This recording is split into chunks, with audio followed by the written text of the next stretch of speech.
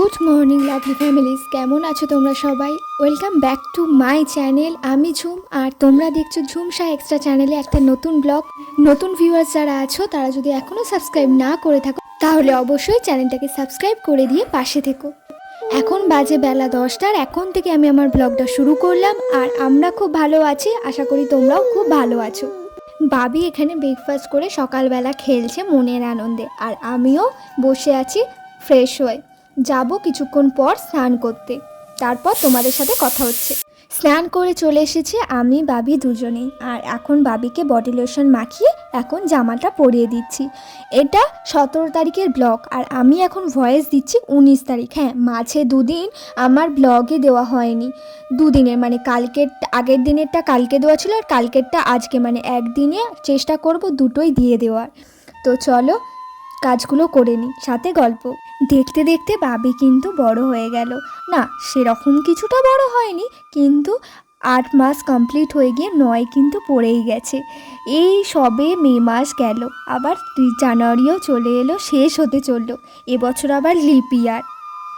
আর March April তো দোল কাটতে, তারপর আমাদের ওখানে শীতলা পুজো হয়, তো সেই শীতলা পুজো কাটতে না কাটতেই কিন্তু মে মাস পড়ে যাবে, আর চলে আসবে একদম বাবির জন্মদিন।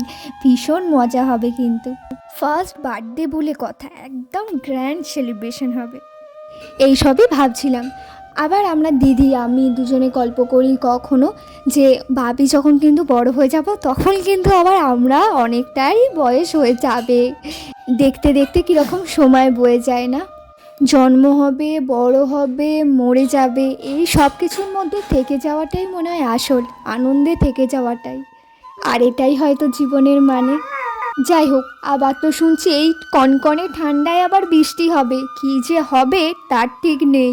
বৃষ্টি আমার তেমন অপছন্দ নয়, কিন্তু এই শীতকালের সময় রোদ্দুরের তেজ এমনিই কম থাকে, তার উপর যদি বৃষ্টি হয় তাহলে তো মেঘলা আকাশ, যেটুকু জামা কাপড় শুকোয় সেটুকুও জামা কাপড় শুকোয় না, এই হয় প্রবলেম। সঙ্গে ঠান্ডাটা তো বাড়েই, ওটা এক্সট্রা বেনিফিট। আজকাল আবার বাবির নতুন অভ্যেস হয়েছে, একা একাই বসে বসে দুলতে থাকবে, নিজে নিজেই দুলতে থাকে। কখনো যদি সম্ভব হয় ক্যাপচার করা, অবশ্যই তোমাদের দেখাবো। আর এই অভ্যেসটা কোথা থেকে হয়েছে কে জানে। এমনিও ছোট থেকে, মানে জন্মাবার পর থেকে ও একটু দুলতে ভালোবাসে, মানে প্রথম 1 মাসে ওর কী অভ্যেস হয়েছে জানি না, সেখান থেকেই বলা যেতে পারে দুলতেও খুব ভালোবাসতো। মানে যখনই ওই কোলে বসিয়ে দোলাতে ও আস্তে আস্তে ঘুমিয়ে যেত, আর ঘুমোবার সময়ই আমরা এটা ট্রাই করতাম বেশি। হয়তো সেই থেকেই ওর অভ্যেসটা হয়ে গেছে দোলাটা। ওই যে পাকা বুড়িদের মতো দুলছে, কী যে সুন্দর মুহূর্তটা লাগে তোমাদের কি বলবো। আর এখানে ওর সাথে আমার মারপিট চলছে। ও ক্রিমটা নেবে আর আমি ক্রিমটা নিতে দেবো না। আর এই ক্রিমটা নিয়ে এই অবস্থায়, খোলা অবস্থায় নিয়ে ও টিপে বার করে দেয়, আর ক্রিমটা অর্ধেক বেরিয়ে যায়। এই করে রোজ ও আমাকে অর্ধেক একটু একটু করে ক্রিমটা ঢুকিয়ে রাখতে হয়। অনেক কষ্টে টিউবের ভেতরে ক্রিমটা ঢুকিয়ে রাখতে পেরেছি, আর বাকিটা ওর মুখে চলো মাখিয়ে দিই। আজকেও কিন্তু বাইরে ভালোই মেঘলা করেছিল, একদমই রোদ্দুর উঠছে না কদিন ধরে। তোমরা যারা আমার ভিডিও দেখছো, যদি ভালো লাগে অবশ্যই একটা ভালো হোক মন্দ হোক কমেন্ট করে দিয়ে যেও, আমার না ভালো লাগবে তাতে। আর যদি বাবির কোনো রুটিন তোমরা জানতে চাও বা কোনো খাবারের রেসিপি জানতে চাও তাহলে অবশ্যই কমেন্ট করে জানিও, আমি কিন্তু চেষ্টা করব দেওয়ার। আর এখানে আমি বলছি যে এই জামার বোতামটা খালি খুলে যাচ্ছে, ঢপের একটা জামা দিয়েছে, ব্যাস জামা পরানো সব কমপ্লিট হয়ে গেছে, ক্রিম মাখানো কমপ্লিট হয়ে গেছে, এবার খাবে। দিদি ওকে খাওয়াবে, আর আমিও যাব গবুকে খাবার দিয়ে আসতে। তারপর বাড়ির বাচ্চাগুলো সব খাওয়া দাওয়া হয়ে গেলে তারপর দিদি আর আমি খেতে বসবো। আর বাবুর তো 1টা থেকে খিদে পেয়ে যায়, তাই তার 1:30টার মধ্যে খাওয়া কমপ্লিট। খেয়ে দিয়ে একেবারে বাবুকে নিয়ে ঘুরতে গেছিলাম। আর আজকে যেহেতু পিরিয়ডসের সেকেন্ড ডে, আর আমার শরীরটাও তেমন ভালো নেই, তাই আর ক্যামেরা সেরকম অন করিনি। এখন সন্ধেবেলা এই কার্যকলাপের তোমাদের দেখাবো বলেই অনটা করলাম। আর হয়েছে কি, এইটা এনেছে ওর পাপা, ওর জন্য সেরেলাক এনেছে, যেহেতু 8 মাস কমপ্লিট হয়ে গেছে, তো সেই নতুন একটা খাবার এনেছে। এবার ও এটা পেয়ে কী না কি আনন্দ হয়েছে, সেটাই তোমাদের সাথে শেয়ার করছি। দেখো কি কাণ্ড করছে, মানে আমি যে তোমাদের সাথে দেখাচ্ছি সেটাও দেখাতে দেবে না। সঙ্গে জানো তো ওই রাগি আপেলটাও আনার কথা ছিল, বাট এখানে কোথাওই পাওয়া যাচ্ছে না। দেখা যাক, অনলাইনে আনতে দিতে হবে। আর এখানে বাবুর থালায় যথেষ্ট খাবার থাকা সত্ত্বেও চোখে সেটা দেখতে পায় না। ওকে খাবার দিতে হবে, তবেই ও সেটা খাবে। এসো তোমাদের একটা জিনিস দেখাই।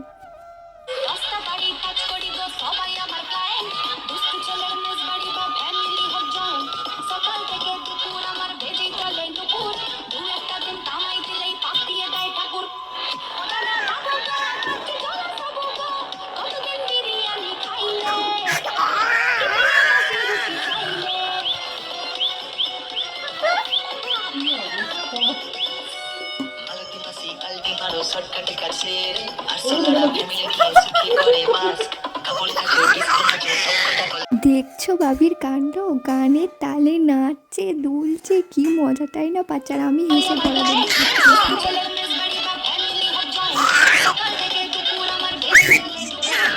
মাঝে মাঝে মাকে আবার স্টপ হয়ে দেখছে, মা আবার বকছে না।